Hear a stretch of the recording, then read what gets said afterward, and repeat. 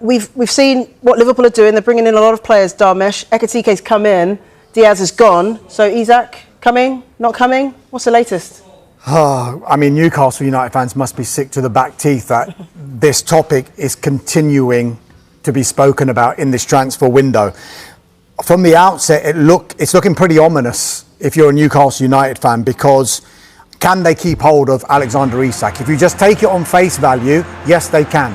They hold the cards. He's still got 3 years left on his contract. However, the narrative around his future seems to be changing. He's not on the tour with what was described as a minor thigh issue.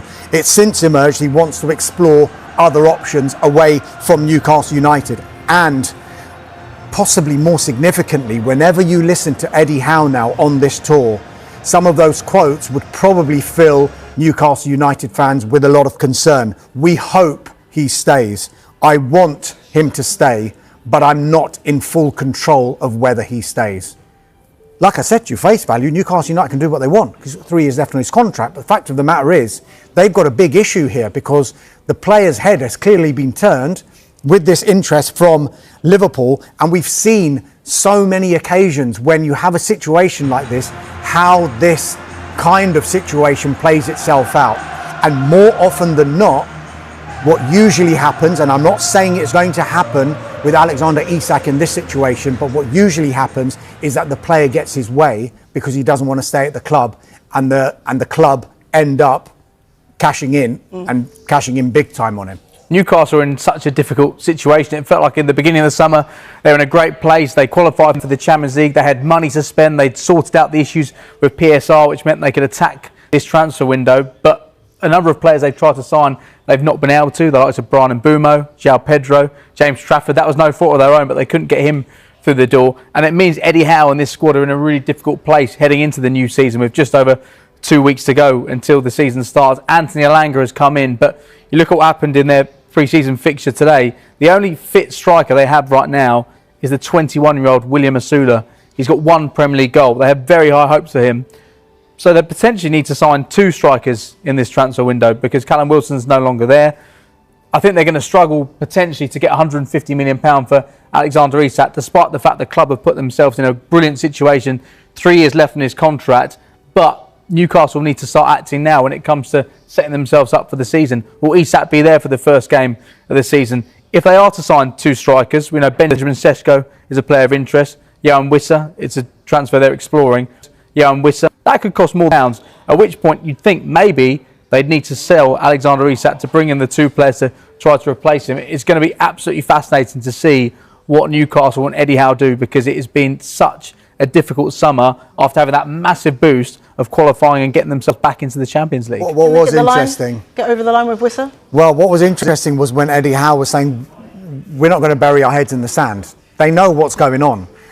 Eddie Howe is a very experienced manager. He's seen players come and go from every club that he's managed. And he's seen a situation like Alexander Isak before as well. So it's like, we need to act like James said. There's only a couple of weeks, a little over 2 weeks to go until the Premier League season starts. The Yoan Wissa one has turned a little bit unsavoury. Brentford are expecting Wissa and the rest of the squad to return to training tomorrow. They're on that Portugal training camp, which Wissa returned home early from to sort out his future. They came back on Tuesday, a couple of days off, and then back into training at their training ground in West London on Thursday. However, we are told that while Wissa will come back to the training ground, it's not his intention to train with the team or to play with the team. So again, there's a big issue brewing here as well. He is angry, according to a source that I've spoken to, and disappointed about the way Brentford have approached any talk of his future. He's still hoping, beyond all hope, that Newcastle United have not given up on signing him, because he wants to go to Newcastle United. He feels that at 28 years old, going on 29, with a year left on his contract at Brentford with a 1-year option, this is effectively going to be his last chance to be able to play Champions League football. He thinks this is the time now for him to move. But Brentford don't want to let him go. Brian Mbeumo's already gone to Manchester United. Christian Norgard, their captain, has gone to Arsenal. Thomas Frank, the head coach, has left and he's gone to Tottenham Hotspur. They don't want to lose Yoan Wissa, but Yoan Wissa is thinking about his own future. I want to play Champions League football. This is my big opportunity to do just that, and hence why he may be taking what some people say is extreme measures to try and make this deal happen. But it's clear, while Newcastle still want to do a deal, they are exploring other options because Brentford insist it's not for sale. Has completed his move to Bayern Munich. James, this is for a substantial amount of money for a 28-year-old. It absolutely is, and even then I don't think Liverpool really wanted to let him go. We've been reporting on the transfer shows throughout this summer that he was not for sale, and Liverpool made that clear to Bayern Munich and to Barcelona, but they've reluctantly accepted for a number of reasons. A, the fee, £65 million. They think that represents his market value, and when you consider the fact he wanted to leave, he's been exploring moves elsewhere. He's 28 and there was little chance of him signing a contract renewal with 2 years left in his contract. It does make a lot of sense, and Liverpool are making a profit of around £22 million on a player who's given them really good service over the course of 3.5 seasons. He first spoke about wanting to leave last summer, but Liverpool held firm. They wanted to assess their options in the market and what they had. They didn't sign any players last summer aside from Federico Chiesa, but now with the players they've been able to bring in, it does make sense, and that fee is so significant. In fact, only 7 players over the age of 28 have commanded a higher fee. There's some big players on that list. I think it's been a really good summer as well, it's worth saying, in terms of Liverpool and player sales. They've generated already, when this deal goes through, which it has today, more than £130 million when it comes to Diaz, Gerald Quansah, Gavin Kelleher and Trent Alexander-Arnold departing. And Darwin Núñez looks like he could be a player likely to depart. I think that's going to be more of a difficult situation whereby Liverpool are going to struggle to make a profit on him, because the deal they signed him on could reach £85 million if all the bonuses and add-ons were met. It feels like Liverpool would have to take a significant hit, but there is interest in him right now. AC Milan and Juventus, Napoli looked at him earlier on the window. They signed somebody else in that area of the pitch, but Darwin Núñez, you'd think his time is up at Liverpool, potentially. Been a really good summer so far for Liverpool, and it could get even better. Yeah, really interesting development that Diaz has gone, considering Liverpool said just a few weeks ago, I was on this very show saying he is not for sale at any price. Right, gotcha. He admitted that Isak's future may be out of his hands, with the striker strongly linked now to Liverpool. And we know that Isak's informed the club that he wants to explore his options this window.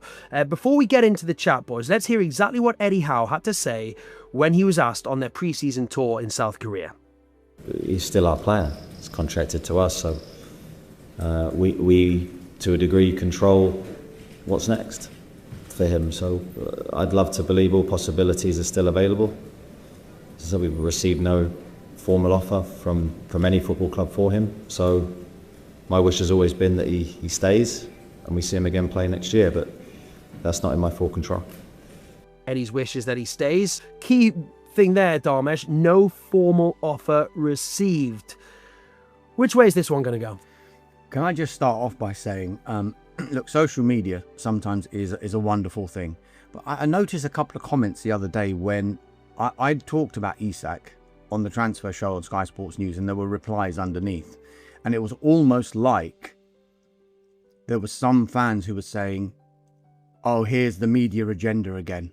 They want Isak out of Newcastle and to go to Liverpool. And I read these things and I think, do people actually think that what we say is going to dictate whether Alexander Isak makes £150 million departure from Newcastle? No. All we do is we get information, and that's all we can do. We don't make an opinion on that situation. Sometimes we do because we read between the lines. And if you look at what Eddie Howe is saying, he's saying it's in our control to a degree. Is it? It's in your full control, surely. We're not saying that. This is the Newcastle manager saying it's in our control to a degree. It's clear Alexander Isak's head has been turned. He hasn't gone on the tour.